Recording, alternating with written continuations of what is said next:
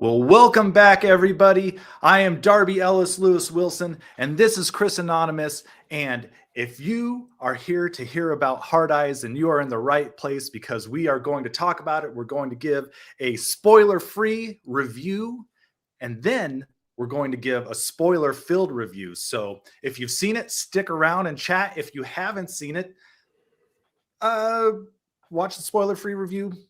Go watch it, come back and watch this video and tell us what you think.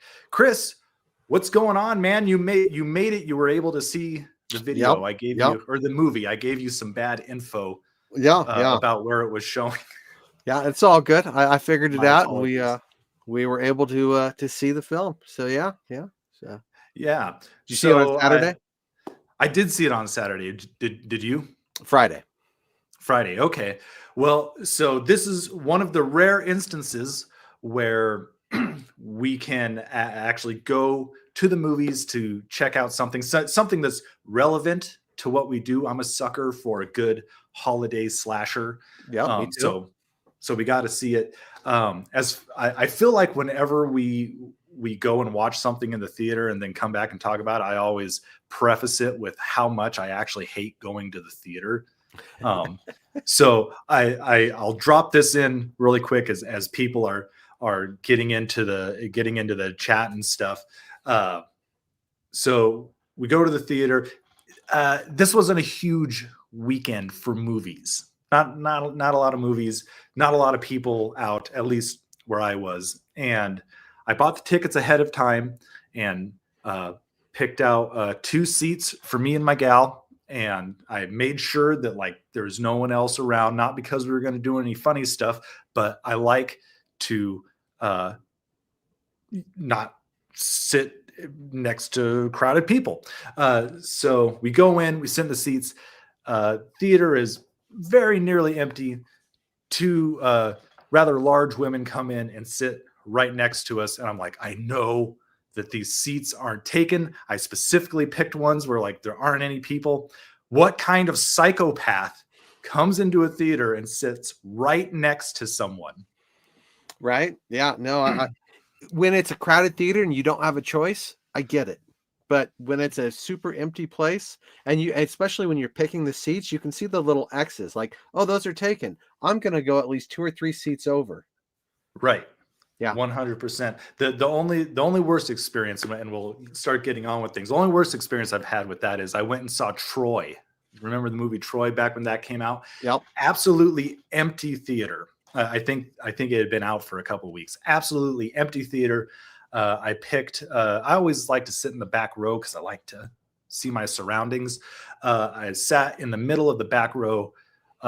This woman came in with this huge thing of popcorn and sat right next to me.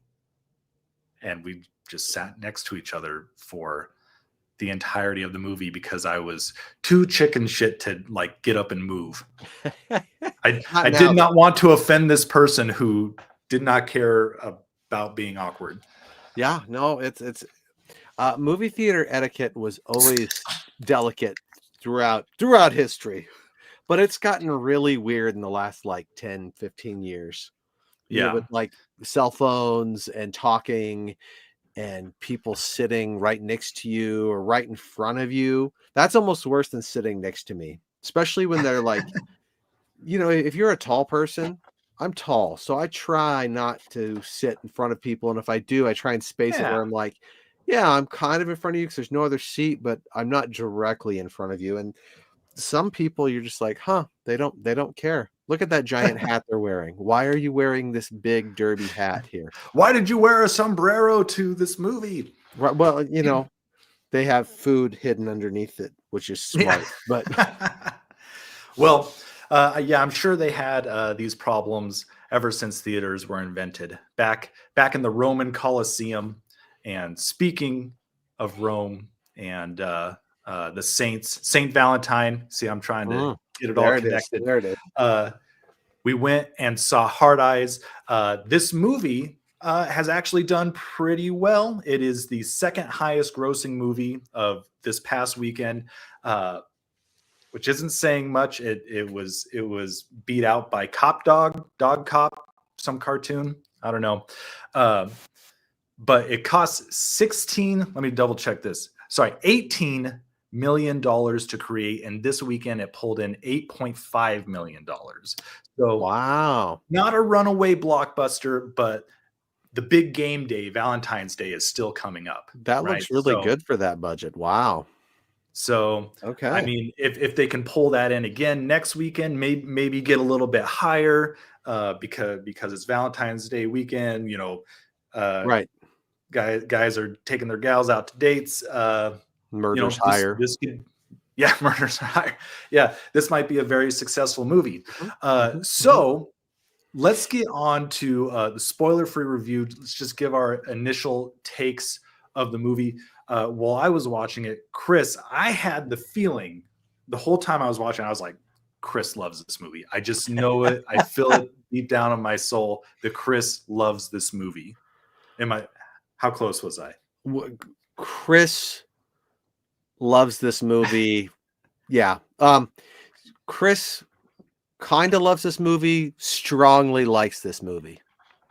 Yeah. Okay. I think on rewatching, because I've thought a lot about it this weekend, I think I would probably totally love it. But yeah, you're correct in your assumption.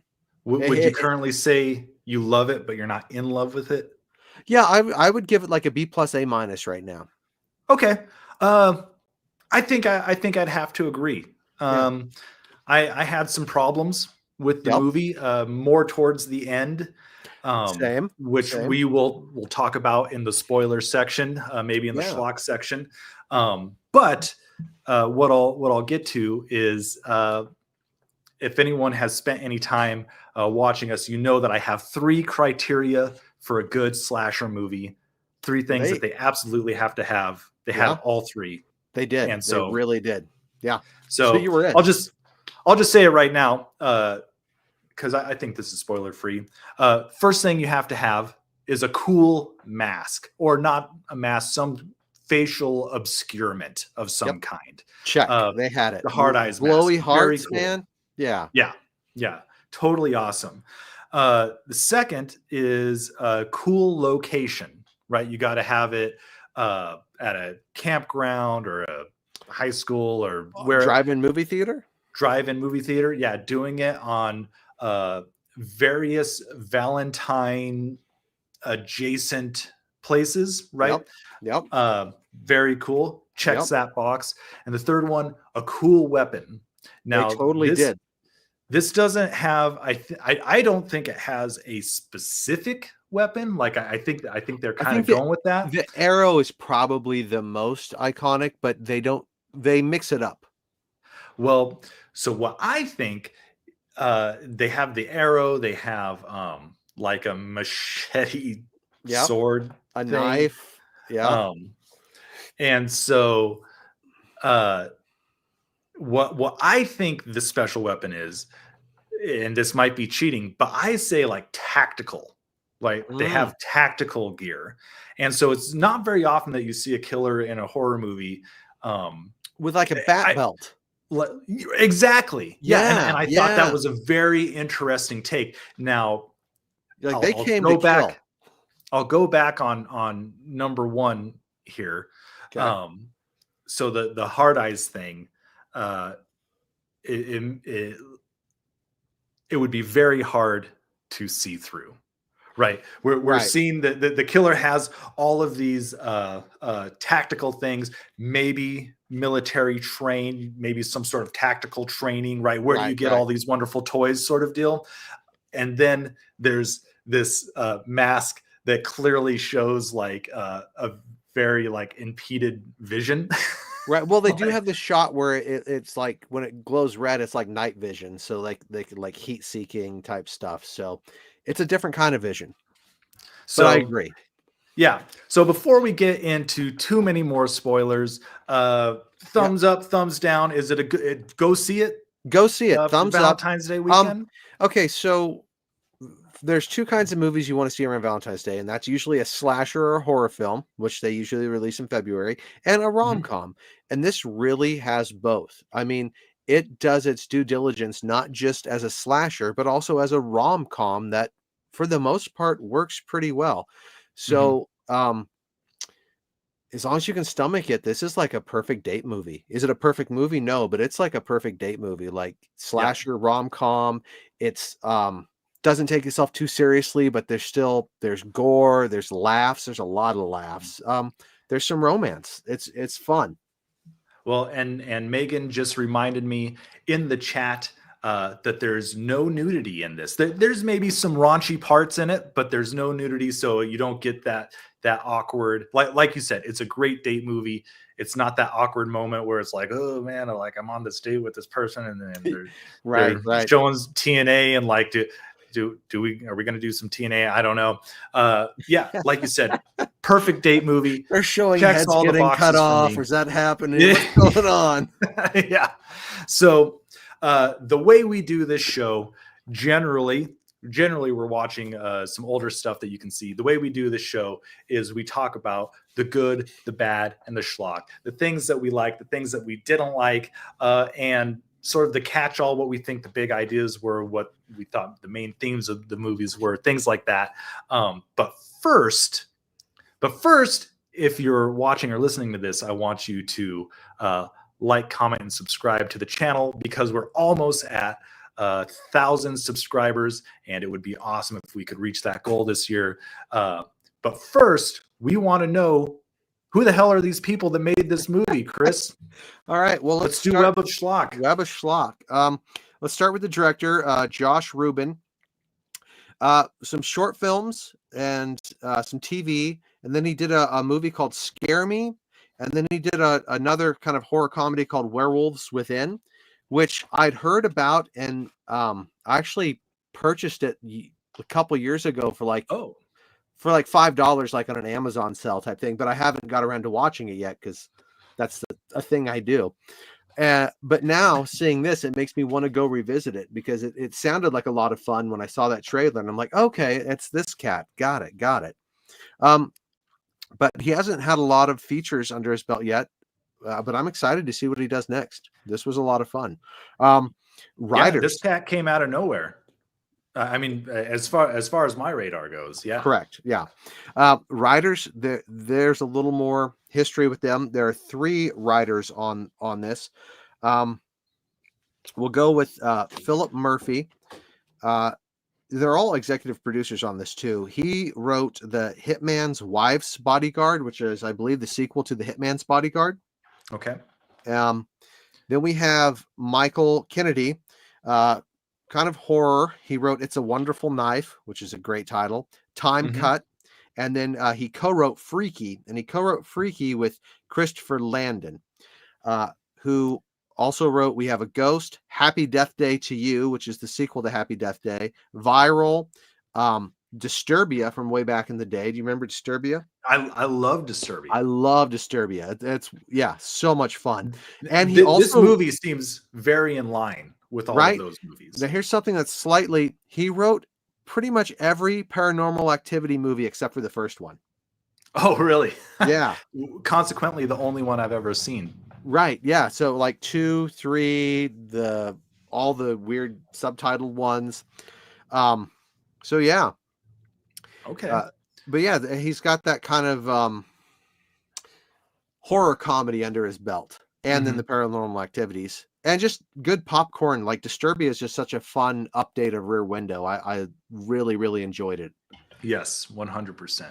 And then let's move into some of the actors. The woman who played Allie in this, Olivia Hunt, she was in Totally Killer, a bunch of TV, some shorts, and then she is Dagger in Cloak and Dagger, the Marvel show. Okay. The Marvel TV show that came out. I haven't seen it yet either. Then we have the guy who played Jay, Mason Gooding. He was in Booksmart, Fall, Y2K, and he was in Scream 5, which is the reboot of Scream, Scream 6, and he will be in Scream 7 when that comes out later. Before someone yells at us, I don't think that Scream 5 is a reboot. I think it's not a reboot, but like it's not called Scream 5. It's just called Scream. Right. So that's what I mean. It's like it's not a reboot because it continues the story, but it's kind of like a rechristening. soft reboot. I don't know. Rechristening. There we go. Rechristening. Yeah. Okay. And then we have the two cops. We have Devon Sawa, and this guy lately, a lot of TV, a lot of movies, but he was in the Chucky TV series. Okay. He seemed like he was kind of maybe not top billed for this, but his name pops up before a lot of people. He was in Little Giants. He was in Casper way back in the day, SL Punk. And then in the late 90s, he was in Final Destination and Idle Hands. Okay. So he's definitely got some schlock horror. So I've definitely seen him before. Yes. I just don't recognize him. Correct. And then we have Jordana Brewster, which is just that's a cool name. So she was in the Texas Chainsaw Massacre, The Beginning. She was in The Faculty, and yes, okay. And she plays Mia in every Fast and the Furious movie, which I've seen all of. I have not. I have not seen any of them. I would like to binge the Fast and the Furious. That's why I haven't seen them. So I'd like the first 4 I never saw, and then they just started coming out, and I'm like, well, if I haven't seen those, I'm going to wait to see this. And then, there's 10 movies and a side quest movie later, and I'm like, someday I'm just going to binge them all. So I'm saving that. Maybe that's like a summer project we do. This is a real side note here. Yeah. But I always thought it would be really great. Do you remember those books when you were a kid that like they had the little electronic thing along the side, and whenever you got to like a picture on the page, you could press that picture button, and it'd have the sound effect. Yeah, it's like a seagull, and you hit it, and there's like seagulls like caw caw. Right. I always thought they needed to like make a novel of those movies, but have that on it of like engines revving and stuff. So that the people who like those movies could open it and be like, oh, broom, broom, broom, it goes broom, and then bang, bang, bang, bang. I haven't even seen those movies, but I want that. I think it's a capital idea. Yeah. You should get on it. And that's it for Web of Schlock. There's lots of other cool actors and lots of people behind the scenes, but it could take up the whole show. So I'm just trying to hit some of the key players and go on. It does have some pedigree behind it, because I looked up Josh Ruben. I was like, man, I haven't seen anything this guy has done. He's kind of out of left field for me. But it makes a lot of sense if we got Freaky and Happy. There are 10 different like producer, co-producer, executive producers on it, and if you start looking into them, there's a lot of classic 90s, 2000s horror and modern horror in there, action movies. Like this was definitely came from somewhere. All right. Well, let's get into the schlock proper. If you're watching, feel free to jump in the chat and tell us what you think of the movie if you've seen it. We had to move along to this because I noticed when we were doing the spoilers, we were starting to majorly spoil the movies. So be warned. Spoilers ahead. There be spoilers. Let's get this schlock sign changed here really quick. Boom. We're in schlock. Okay. So when we were giving the spoiler-free version and we were talking about the killer, we kept saying they. Oh, yeah. Now that could be trying to remain gender neutral, not give away anything, which like due to the fact that the killer in most slasher movies is male, it would sort of imply that the killer is female, right? Right. But the killer is not just female. The killer is an actual multiple people. A throuple. A throuple, which this is my first schlock point, and maybe part of my bad. This is where I thought the movie kind of started to fall apart, but I do think that this is a really interesting idea. Like they're like the toxic, overly lovey couple, right? and I thought that was a really interesting twist. I don't think that they pulled it off very well. They would, if they would have saw them, they would have killed them. Right. If they would Right, have saw a exactly. mirror reflecting them, that's the kind of people they target for sure. Right. Well, and I thought it was like a really interesting idea. And I guess I should say I didn't like that they died. Um I think that they should have been more like the puppet masters. I don't know if I think that they should have been like the actual killers. I think it's a really interesting idea to have Well, this couple, like their kink is to manipulate other people, right? which is Throughout that third person was the right. fanboy. And while I agree, I don't wish they died. Again, that's also fun that the good guys killed the bad guys. Mhm. But they have room for sequels if they want, because again, the third killer was a fanboy, so they have the open doors of a copycat killer. Right. Right. For sure. And they can do prequels if they want to keep the same actors. Correct. Yeah, I just thought it would be right.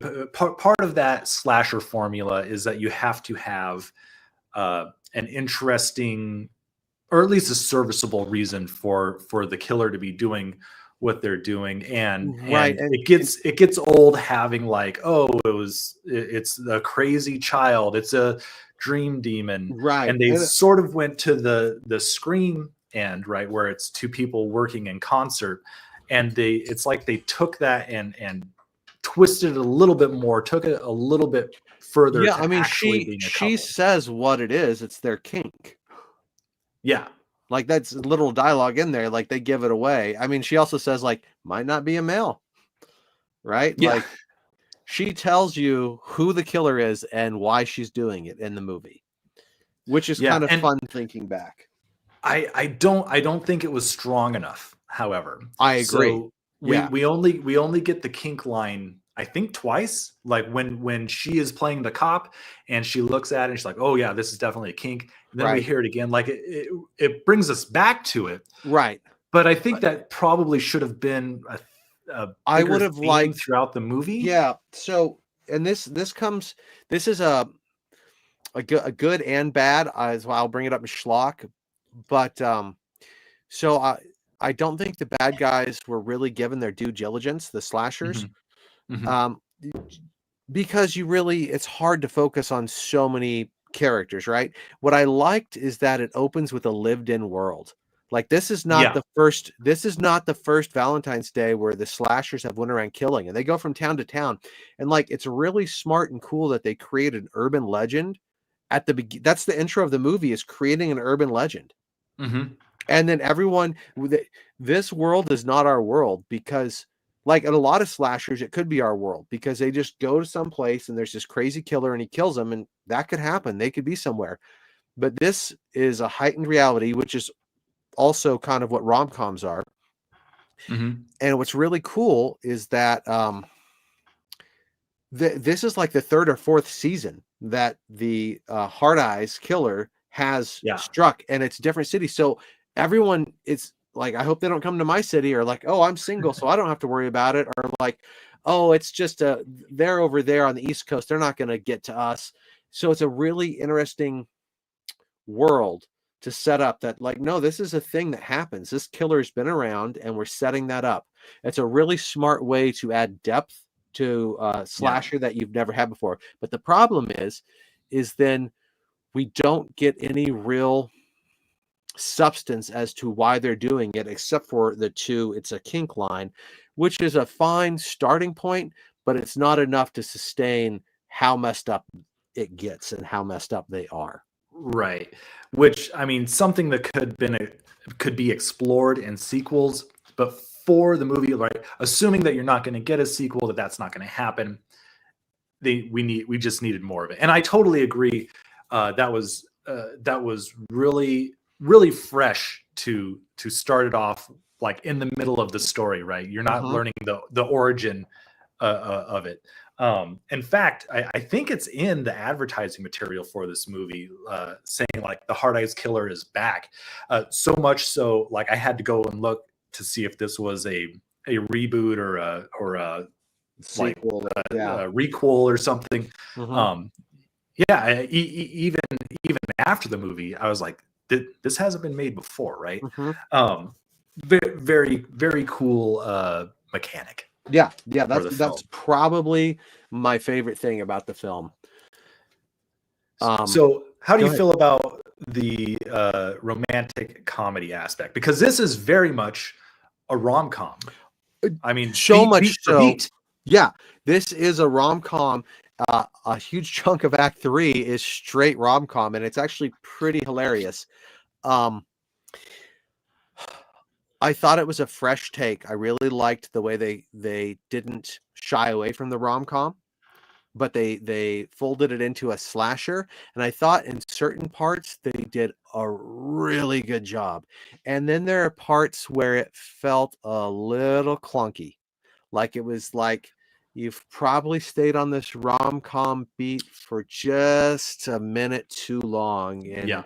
I'm losing that. I'm forgetting that this is a slasher, and then it's just to the wall action and running and screaming and blood and guts. It just like I really like the idea, and I think for the most part they did a really really good job of it. But every once in a while, it felt like, hey, this is new territory. We've never done this before, and they were Mhm. trying something, and it just didn't work all the time. Yeah. Basically, I mean, I think you said it. It went on a minute or two too long. By the time we get back into the slashing, I was like, I I was beyond ready for it. I was like, we need to get this going. Mm-hmm. Um, and what I think is interesting, so the slasher, the Hard Eyes Killer comes out of the closet, Right. and the more I think about it, like that makes zero sense. Zero. However, I was so ready for it by that time in the movie. I was ready, like, get Mm-hmm. this thing going. I was like, oh, thank God he's in the closet. Now we can get back to the movie I paid to see. Right. You know what I mean? Right. And but you also paid to see a horror movie that is also a rom-com. So like, where's that balance? And I think they almost nailed it. It's just shave a minute here and there or add something. Yeah. So I want to talk real quick about him being in the closet. That did not work for me. I mean, from the very beginning, when I was like, how's he in the closet? Right at the beginning, you think it's one person. Right. Uh, I think that's pretty reasonable to think Yeah, it's it's totally one reasonable. person. Yeah. Then okay, it makes a little more sense that that there's like three people acting as the killer. But even still, it's like, how did they know where they were going? Right? They just picked up on these people. It's not like they've been stalking them. Right. They picked up on him outside the restaurant. So how did they know like where she lives? Well, I mean, That they're going to go back to her place? one of them's a cop, so you have that idea that they can get information quickly. They can get a name, they can get an address, they can pick a lock. So I mean, but if you would have explained any of that toward the end, I would have totally bought it. But because you didn't, I'm like, wait a minute, there's got to be a better way. Like I get you want a jump scare. Um, it would have been more interesting if like the door was already open and she goes back downstairs and be like, hey, could you just come up and like check this out with me? Because the door was open and I swore I Right. locked it. Right. Right. But they were too hard into the romantic comedy version of the Mm-hmm. story to like put that tension in there to Right. be, oh, remember there's a killer here. Right. And this actually reminds me of Silent Night that we just watched Oh yeah. a couple months ago, where they have that awesome scene where the Santa Claus killer is behind the door. But if you think about it for a second, it's like, wait, how did he get behind the door? He would have had Right. to have come into the room and gone around, and they would have seen him. Yeah. Yeah. But it doesn't matter because it was awesome. Yeah. Yeah. Um, right after that scene though, once they run out, like it's a really good use of humor where they're like, the cabbie gets shot with the arrow and then they shoot the phone out of his hand, which is a fun way to get rid of the phone. Um, Yeah. but then they're like, why are you after us? We're not even dating. Go kill somebody else. Like, I'm like, Yeah. that is so funny. That is so good. That was great. Yeah. That's the movie I paid to see. right? And it's like most of the movie was that, but it's like sometimes when they took the rom-com and the slasher and they were kind of together, weaving in and out of the same scenes, it worked the best. When it was just rom-com stuff, it like, well, this feels like another movie. And it was just total slasher. Like, this also feels like another movie. Like, it was, again, I thought they did a really good job. It's just a tough balance because I don't think that's really been done before. I'm sure it has somewhere, but I don't remember seeing it. It's certainly not to this level. Right. I'd like to ask about the intro cold open. Okay. So lots of things in this movie kind of homage Scream. And to be fair, it's a horror comedy with a slasher comedy, right? So like it's a good thing to homage. But we have the multiple killers reveal. We also have the cold open where you set up the killer doing some fun kills, right? But the thing is, there's two key differences. In Scream, it's a celebrity who we think could totally star in the movie, and especially with pre-internet, you didn't know that was like a psycho move where you kill the lead actress halfway through. Well, they just did it in the opening scene, but she was also a really good person. So the killer kills a famous person whose character's really nice, and that sets up anything can happen in Scream. Right. And the killers are very bad because they just killed this good person. Yeah. Now, in this, we have two actors who are not A-listers yet. Maybe they will be someday. But right now, they're just disappearing into the characters they're playing.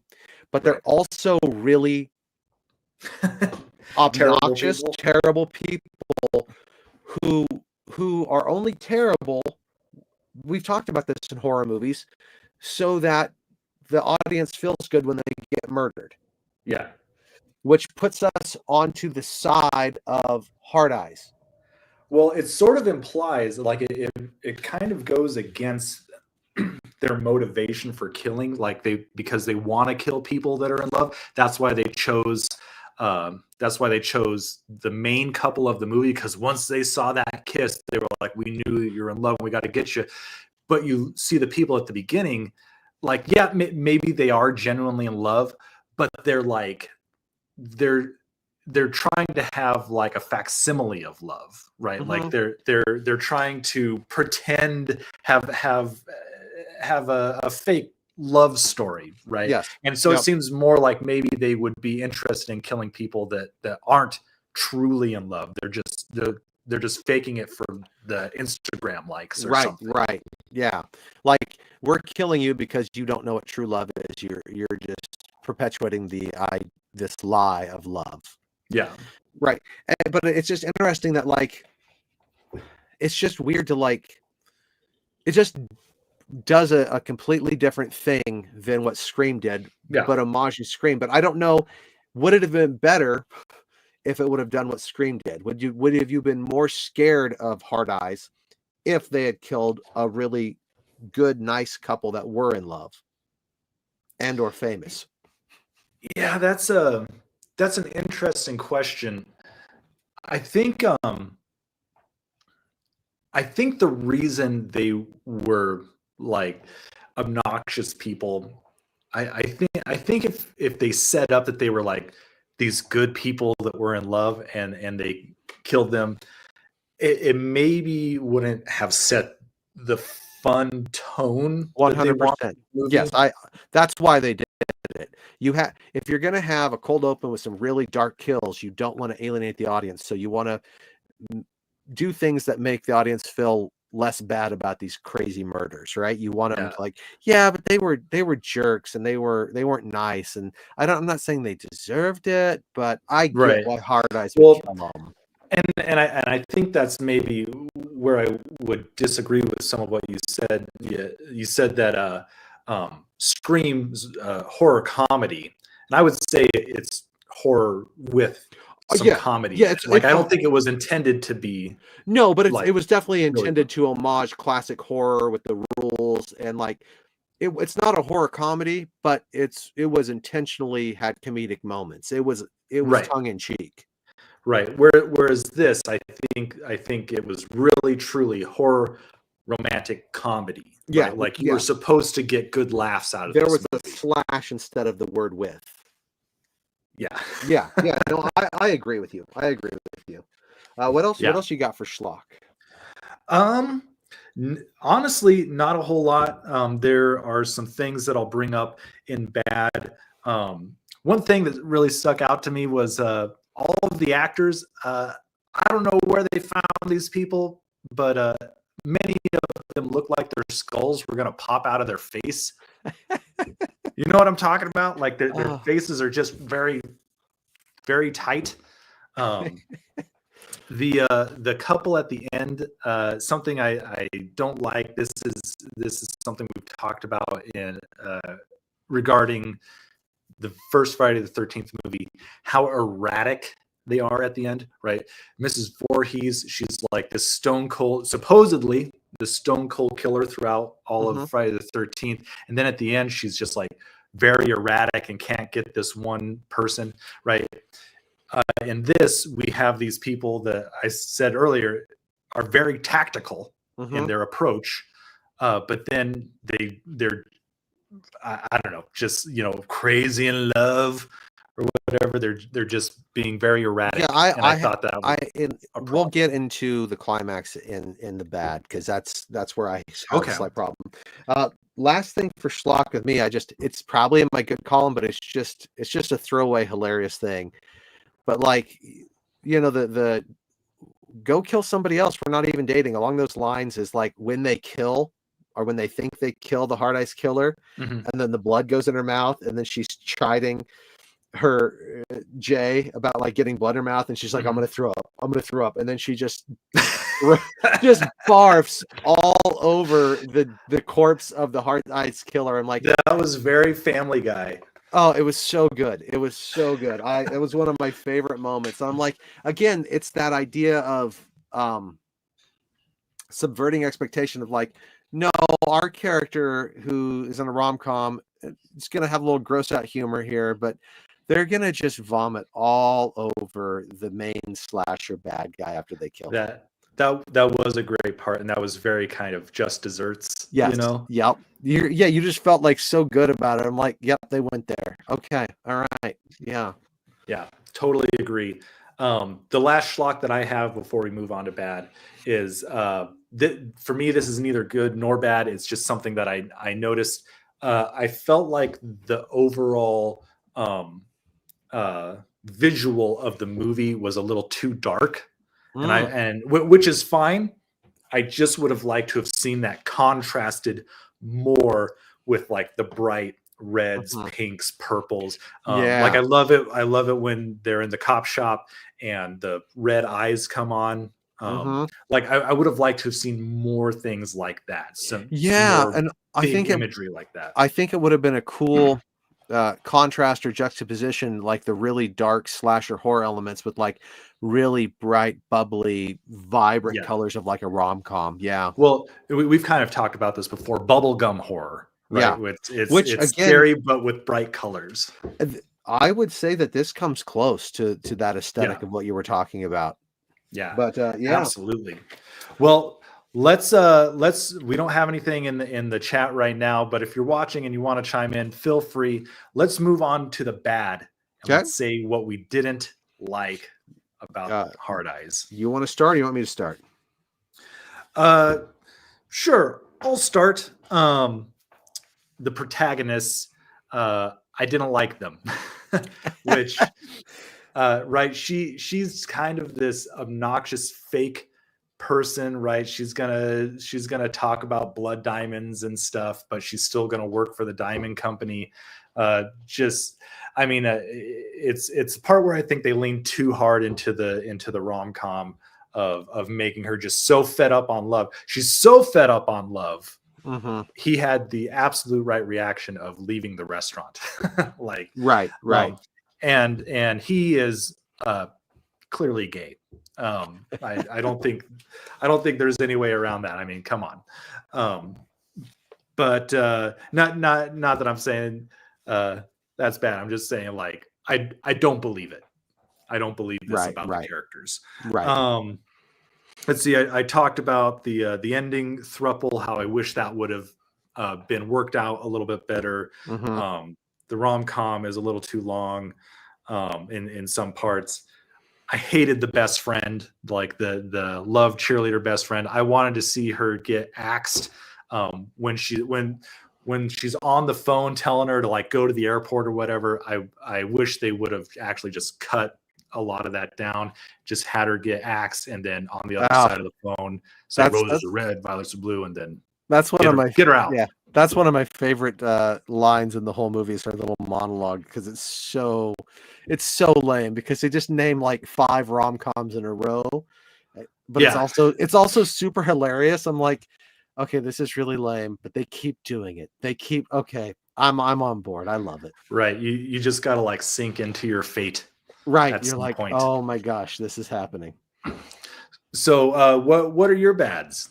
Okay, the horror / rom-com slasher rom-com is clunky sometimes. Again, sometimes I think they nail it spot on. In fact, more often than not, but sometimes it just doesn't work. It just goes on a little too long. Kind of logic gets thrown out of the way to the wayside. There's a lot of times you're like, closet. Yep. Act 3, it's just okay. Like, I wish once she goes to the airport, I wish there would have been a more organic way that she would have found the location for the climax, instead of them just calling her and saying, hey, we have him, come get him. Like, it just felt a little. Well, the movie theater or the drive-in feels like such a climax, in that, like, that is a great place for your final showdown, right?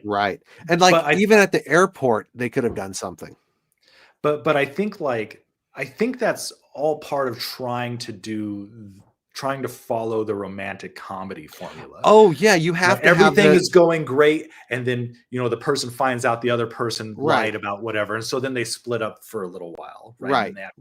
Like, that's the romantic comedy formula. But I mean, and I love the fact that she runs to the airport to try and find the love of her life that she pushed away. Like, that's so cliched rom-com, and I like that they go there in this. But then oh, go ahead.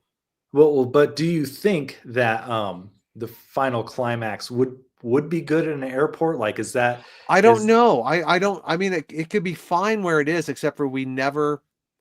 It's just like, oh, here's this creepy place where it's their hideout, and we've never been there before, and we're going to give you the address to it, but don't call the cops because we're going to kill them. I mean, it felt very like super villainy, not slashery. Yeah. Well, the thing is that, like, the reason I would push back on the airport is because, again, cool location, and the location for this movie is romantic places, right? They start off with an engagement at a vineyard. They have a false climax at a romantic drive-in movie. They have the final climax at the place where you get married. Oh no, I get it. I just wish they would have got her. Like, I think that's a fine location. I just wish they would have seeded it a little earlier somehow, and got her there in a different way. Like, if she would have found a clue at the airport that would lead her there or something. Well, and I think that's where you're spot on. If they would have seeded it earlier, it's out of the blue. It's out of the blue. I like the idea of it. I just don't like how fast it comes up, and like, oh, we're running to the airport. Oh, that's not him. Oh, now we're calling. Because how did they know she was at the airport? Why didn't they call her in the taxi on the way there? Like, it was super convenient, and that was probably one of my least favorite things. But I love the church location and all the candles and the creepy that it's like, boarded up and rotting. It was a really cool location. I just wish it would have been earned. Yeah. I agree. When the killers are revealed, it's also a bit of a letdown of like, it's them. It's kind of funny. Like, I like it's kind of, but again, if we would have like, I get why they're the killers, but we don't get that right away. We have to like, oh yeah, I'm the IT guy. Oh yeah, this is my girlfriend. Oh yeah, it's a kink thing. Like, okay, but like once it's revealed, you should really be like, oh man, yeah, right. And you're like, and here you're like, Yeah. Okay. Okay. Yeah, it can be anybody. I get it. It's fine. I feel like I knew it was them basically through process of elimination Hmm. of who we've seen in the movie. Like I think it would have been interesting if it was her ex-boyfriend, maybe not, but you can rule them out, right? Right. Because they're watching them Correct. earlier. Well, except for that it's multiple people. Multiple people. Yeah, Yeah. that's fair. Yeah. So I have two other bads. The metal straw foreshadowing was a bit heavy-handed. I think Yeah. you just need to take one of them out. The first one was fine. The second one felt really heavy-handed. And then when they think they're gonna kill, well, they do kill the first of the hard ice killers. Oh, when she pulls it out and she's like, Yeah, I how have about this. this? I'm like, that's not a weapon. That was great. We Oh, Yeah, that you like that I one? liked that one. That's what I would have said is heavy-handed. Because It like, was yes, the we know you're gonna use it. It was the middle one. Well, I liked it because like they showed it twice before, and I'm like, oh, okay, yeah, they're gonna use it. And then they pull it out and they're like, oh yeah, no, we're not using that. So I'm like, oh, they're subvert it. But then of course they don't subvert it. It's a red herring, and then Right. they actually use it in the end. So either take that one out or take the second one out. So until she pulls it out again, you just saw her in that first scene with it. Right. Now, that's a minor thing. And then here's where, and I didn't have this written down, but talking to you really, I couldn't put my finger on it. What it is with the rom-com where it goes on too long, there weren't enough murders in that town before it got to the main characters. Yeah. That's Well, it really smushed down the time frame of it. It was like, really oh, this did. is 10 hours. Like you hear her ex-boyfriend and new girlfriend show up and say, yeah, the people we were going to double date with just got killed by the hard ice killer. And like, oh, you're still taking the reservation? Oh. Which was also really funny. But like it didn't feel, you didn't see those kills, right? There was no buildup of like, oh, they're getting closer. Oh, and then yeah, you have the hard eyes watching them from the distance, but like, Well, you did see those kills. That was the winery kill. was that the winery kill? I thought it was a different one. Yeah, they said that they were at a vineyard. Oh, that's it. Okay. Yeah. So I just want more. So there's even less kills. So there's even less kills. Yeah. Like we have the opening kills. And like, again, if you had a group, if her friend that you didn't like got killed, or if they decide to stay on that double date and then her ex and new one for being such awful people get killed, Which or didn't they really build up her friend to like really not play any sort of role in this? yeah, just encouraging her to maybe date Jay or to not dismiss him. But yeah, the her boss, that could have been another kill, or that could have been the killer. So again, I'm not saying any of my ideas are better. I'm just saying like there needed to be a couple more people that weren't just cannon fodder, right? That weren't just like you seeing the taxi guy get killed. They don't care. Yeah. You needed to like, oh, this guy is hitting close to home. Maybe you should hang out with me tonight, Jay, and we'll just stay in my apartment. Keep me safe. Well, I think it makes a lot more sense if the killer is following it like a chain of people. So if Right. they went and like killed her ex-boyfriend and his new girlfriend, and right there the next people in the chain or something, like that Yeah. would have made I maybe guess a little more sense. and I like the idea when they confess of like, well, we saw that kiss and we knew that there was a real spark there. I mean, I like that like she kissed this guy just to deceive her ex-boyfriend, and that's what kind of sealed her fate. Like that's a fun twist. But they also like weirdly affirm, that they're in love. Right. Yeah, and it's also maybe if we would have known how they were choosing the victims, or like, I don't know, there's just a couple little things. Yeah. And it feels like I'm just harping on it, but I really, really like the movie. These are just like, yeah. Well, let's quit harping on it. Let's get into the good of what we liked about this movie. Because while there was a lot of bad in it, there was honestly a lot to like. Oh, so much to like. And So much to like. we've kind of talked about that. We've talked about I'll just start how it starts in the middle of the story, right? It's already a lived-in world. Yep. That's great. Something that I might be stealing this from you, but we've talked about this plenty of times before. Not only does it have a happy ending, it has that hope Yes. in it, Yeah. right? You in order for the audience to survive a horror movie, you need some hope that like they can get out of it, and Right. it completely delivers on it. But it totally delivers on it. Yeah. And Sure. I love a happy ending. I do wish that I always watch movies to the very end of the credits. I do wish that there was something that indicated that the killer is still around in some way. Like you gotta have that. Yep. But I am glad that it was a happy ending. Mm-hmm. Yeah. It was right for this movie. You know what I mean? Yeah, for sure. Yeah. And What else you got? My last one that I haven't talked about already is the music. Due to the fact that it's a romantic comedy, it has great music. I love that it starts with Outcast. Yep. With that Valentine's Day song. Yeah, Roses. Yep. Yeah, perfect. Just Valentine's Day. Perfect music. Yeah. No, the music was great. I have a lot of the same things. There were a lot of fun kills. Mm-hmm. There were a lot of fun kills. And they also did a really good balance of like every once in a while you'd have that like roller coaster high of like, oh, that was really graphic and really dark. But it wasn't every single kill, right? They mixed it up, and I really liked that.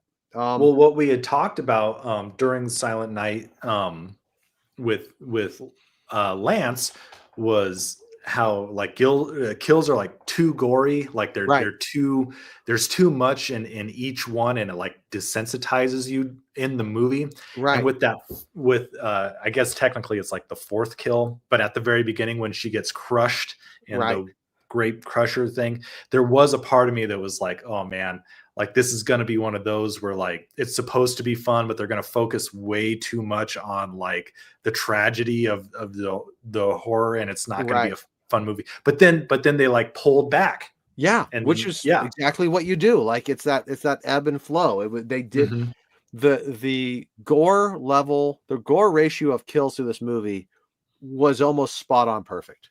Yeah. Of like, oh, that's too far. Oh, but they pulled back. Okay, now we have a regular kill. Oh, and then you have the coitus interruptus couple in the van at the end, which is probably the second goriest, grossest kill. And again, it was a nice bookend. I wish that would have played out as they're romping around in the back of the van, and our main characters are talking in the front of the van. And I wish that they would have turned around and seen that it was Hard Eyes in the back, like that they weren't having sex, that like he was killing them. Yeah. No, I don't know. Maybe that's a little low hanging fruit, but I was like, come on.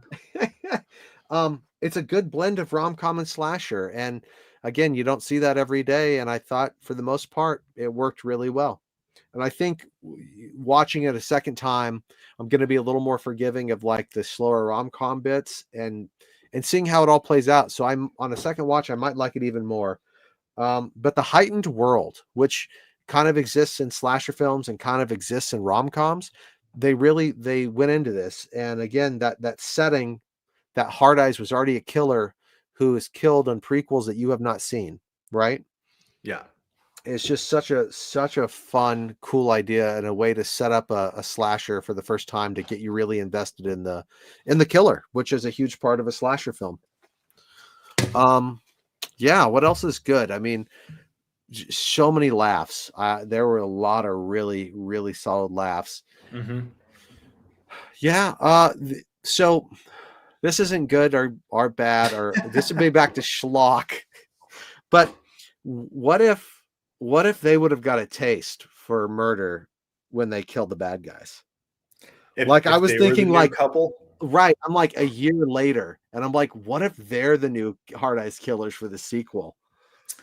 That would have been very interesting. Yeah. Like I said, man, you got to give some sort of tease that like the bad guy is still around. And how do you do that when you chop their heads off? Right. The only thing you have is that they mentioned that they the third person was actually a fanboy, so you could have copycat killers. Yeah, and like the whole head cutting off thing, like I get it because they just mentioned it with St. Valentine, but again, that didn't feel seated at all. Like, okay, we're seeing this really long thing, but it doesn't have any like thematic resonance with me because it wasn't I would agree. seated earlier. They mentioned earlier that St. Valentine's had his head cut off, didn't they? Right. Or was it in the church scene? It was, I think it was at the beginning of the church scene. Oh, yeah. Yeah. So I'm like, again, that the climax felt like it was kind of tacked on in a way, or like just a different version of this movie. And it just didn't quite gel. But overall, man, I thought this was a lot of fun. The music was great. It looked cool. There were some fun kills. There were some really, really good laugh out loud moments. There was, even though you didn't like the two main characters, there was a fun chemistry between them, especially toward the end. Again, I agree. Yeah. But it was just a strange tone sometimes, because like when they're in the van hiding out and then they're having that little heart to heart that they have in a rom-com, it's fun that they're having that while a killer is looking for them. Like that's a good blend of romantic comedy and a slasher film. But if you're looking at it logically, they wouldn't be like having a heart to heart and getting to know each other. It'd be like, okay, we're listening for him. We're trying to find a way to run. We're going to go out this door and we need to weapon up, or like, it didn't feel realistic. But again, that's not necessarily a complaint. It's a heightened reality. It's that heightened reality. And this is not a realistic movie. This is a slasher world and a rom-com world. So yeah, if you know what you're getting into, and you like either of those, which I like both, it's worth checking out. Yeah. Hey, we got Maniac Clown in the comments. He says, hey, if you're going to use someone's methods, you could do a lot worse than Axe Cop. All right. I've not seen Axe Cop. Isn't that animated? I'm not sure. I know the title, but I couldn't tell you what it is. Tell us more. I think I've seen it. Yeah, let us know all about it. But thanks for showing up, Maniac. I really appreciate it. We are, I think, ready to wrap up. Yeah. What do we got? What do we got next? Said all the good, bad. So coming up, like I said, we love a good holiday slasher movie, where we like to do the holiday movies. Next holiday coming up, of course, is St. Patrick's Day. So we are going to do the very first movie of the Leprechaun series, starring Warwick Davis, the awesome Warwick Davis, and Jennifer Aniston, a pre-nose job Jennifer Aniston, who I think is not a fan of the Leprechaun movies. Guess we'll find out. So we will check it out, and we will see you back here on St. Patrick's Day, March 17th. We will see you later, guys. Schlock on. Peace, guys. Yeah. Oh, wait, I'm Darby Ellis Lewis Wilson. This is Chris Anonymous. See you next time. There. We're out. We're out.